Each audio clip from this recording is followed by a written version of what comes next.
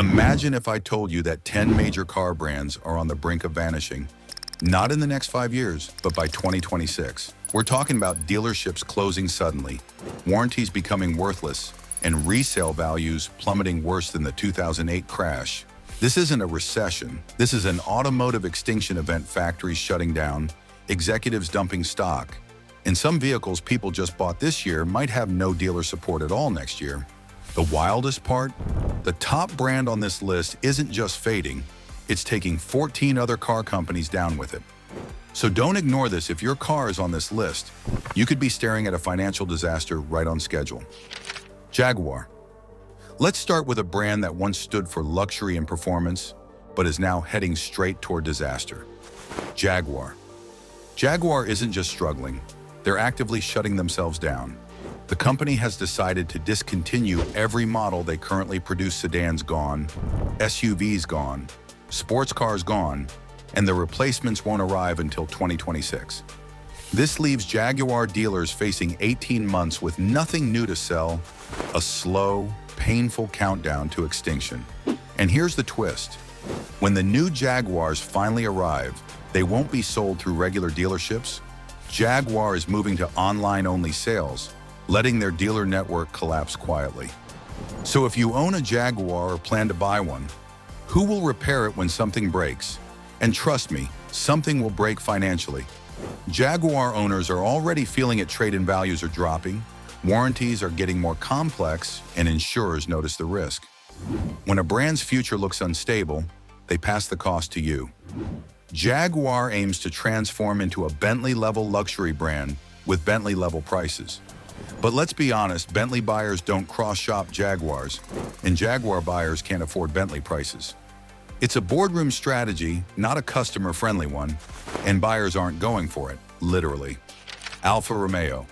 Next up, Alfa Romeo. Alfa Romeo is a brand car enthusiasts adore, yet almost nobody actually buys one, and time is running out. While the Mazda CX-5 flies off dealer lots faster than free donuts at a car show, Alfa's Tonale, their supposed savior, struggles to sell at an 8-to-1 disadvantage. Passion alone doesn't pay the bills, and dealerships know it. Behind the scenes, things are even worse. Investment in new Alfa models has been cut to the bone, promised future vehicles canceled, and engineering projects delayed indefinitely. When a company halts funding for tomorrow, it usually means they're unsure they'll even exist tomorrow. Dealers feel it immediately. Many are quietly removing Alfa showrooms, merging them with Fiat, while parts take longer to arrive. Service availability shrinks, and owners start questioning whether they bought a car or a hobby. Financing companies notice the pattern too. When a brand is fading, loans get stricter, interest rates creep up, and resale value becomes a joke. Anyone purchasing a new Alfa in 2025 might be paying off a car from a brand that could vanish by 2026. DS Automobiles. DS Automobiles was meant to be France's answer to BMW and Mercedes, but it's difficult to be a luxury brand when hardly anyone recognizes your logo, and the few who do aren't buying. Dealers are losing money because the cars simply aren't selling. A dealer needs to move around 50 vehicles a month to survive, yet many DS locations are lucky to sell 18. That's not a business, that's a countdown. Each month, more DS showrooms quietly vanish. Then there's depreciation. A DS can lose over 65% of its value in just 3 years. Perfect if you enjoy burning money, disastrous if you intend to trade in. Owners quickly realize a DS badge is essentially a resale value black hole. The real risk? If DS disappears, which is highly probable by 2026, you're stuck with an orphan car. Parts become scarce, warranties turn into headaches, mechanics groan when you arrive, and insurers take notice. Simply put, DS is a premium brand with no premium future. Chrysler's situation isn't merely bad, it's almost completely over. The brand sold fewer than 200 cars across all of Europe last year. Not 2,000, just 200. You could fit every European Chrysler buyer into a single movie theater and still have empty seats. That's how close it is to a flatline. With almost no dealership presence left overseas, Chrysler no longer truly sells cars. It only maintains the legal right to exist. Stellantis is attempting to keep Chrysler alive by rebadging French vehicles and pretending it's a revival. This isn't a strategy. It's more like a Weekend at Bernie's scenario. For owners, alarm bells are ringing loudly. Without dealerships, warranty support disappears. Without sales, parts availability dries up. Without a future, resale value plummets. If you buy a Chrysler in 2025, you could be paying long after the brand itself vanishes. Chrysler once helped spark the minivan revolution. Today, it barely registers as a footnote. Mitsubishi is one of those brands people often forget still exists. Once famous for rally legends like the Lancer Evolution, they now struggle to sell even a crossover, despite hefty discounts and free floor mats. Their market share in Europe has shrunk so drastically that analysts sometimes treat it as a rounding error. Instead of investing in new models or developing the next generation of cars, Mitsubishi's survival plan is to rebadge someone else's vehicle and hope no one notices. Dealer networks are rapidly shrinking, leaving current owners hunting for service support. Resale values are dropping, financing becomes more difficult, and warranties start to feel more like crossed fingers than real protection. Buying a Mitsubishi today means accepting the real possibility that by 2026, your car might have no one to support it. Smart was once promoted as the future of city driving, compact, stylish, and perfectly designed for a world that never fully existed. People love pointing them out, but very few actually purchased one. Now the brand's sales have dropped so drastically that even the most optimistic analysts struggle to envision a future. They attempted a full electric reboot, but the execution was awkward and costly. Dealers lack motivation to keep Smart alive. Profits aren't there, demand isn't there, and customers quickly discover the resale market is harsh. Insurance companies see the warning signs, and even Mercedes, the co-owner, is slowly stepping back. By 2026, Smart will likely live up to its name, a clever concept that looked great on paper, but couldn't survive in the real world. Lancia has turned into a museum piece, masquerading as a car brand. Outside Italy, most people couldn't even recall the last time they saw one on the road. The brand is down to a single model, essentially a dressed-up Fiat, struggling along in a low-volume death spiral. Their comeback plan, an electric version of that same car, is already failing.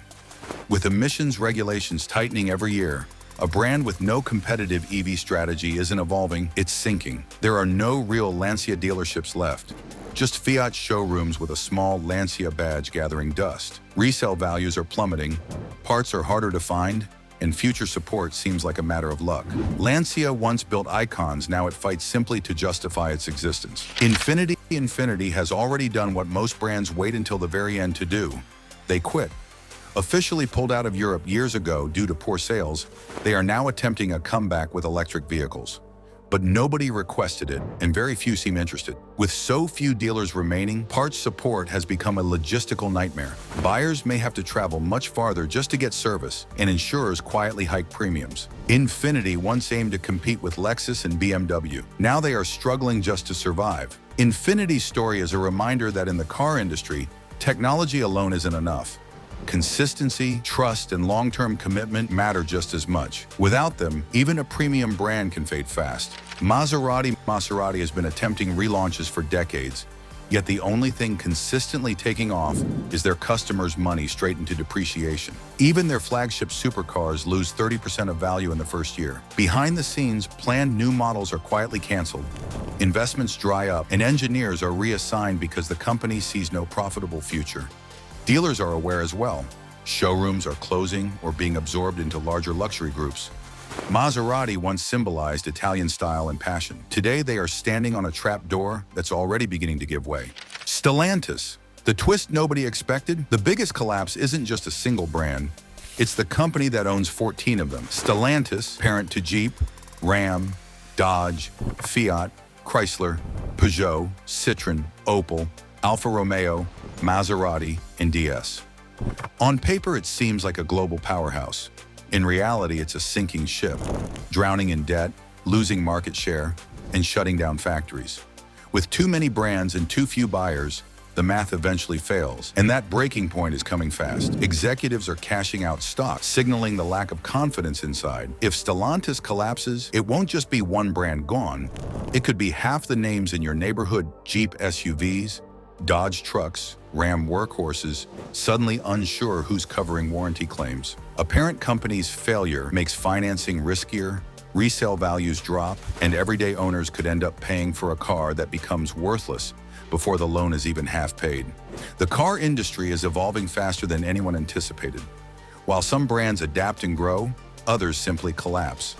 When a company cuts dealerships, reduces investment, or abandons entire markets, it directly impacts real owners, people with payments, families, and the need for reliable cars. Buying from a brand that doesn't survive past 2026 means taking on someone else's problem. Once a brand vanishes, resale values crash, warranties become uncertain, and repairs turn stressful and costly. Understanding this list is crucial. Saving money isn't just about finding the lowest price. It's about choosing a car that will still have support, parts, and value years down the line. The last thing anyone wants is being stuck paying thousands on a car the market has already abandoned. Did any of these brands surprise you? Did your favorite make the list? Are you thinking of selling before the market catches on? Drop your thoughts below. If this video helped you, hit the like button. It helps reach other drivers who need this info before it's too late. And don't forget to subscribe, because next week we'll cover the positive side.